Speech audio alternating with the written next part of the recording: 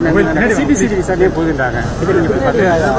காவல்துறை வந்து இங்கே செயல்படாமல் கோர்ட்டுக்கு பக்கத்தில் இந்த இடம் இருக்கு இல்லை கர்நாடகா போலீஸ் ஸ்டேஷனுக்கு பக்கத்துலேயே சாலை வியாபாரம் தொடர்ந்து பல வருடங்களாக வெள்ளச்சாரம்.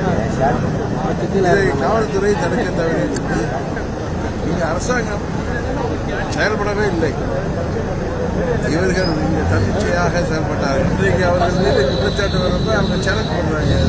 அரசியல் விட்டே மேலே நீங்கள் நாங்கள் அதற்கு சிபிசிஐடி என்கொயரி எப்படி சார் ஆளுங்கட்சி ஆளுங்கட்சியாக இருக்கிற திமுக இந்த படுகொலைகளுக்கு கள்ளச்சார படுகொலைகளுக்கு மரணங்களுக்கு காரணமான இந்த ஆட்சியானது அவர்கள் கீழே உள்ள சிபிசிஐடி வச்சு விசாரணை பண்ணுறாங்க.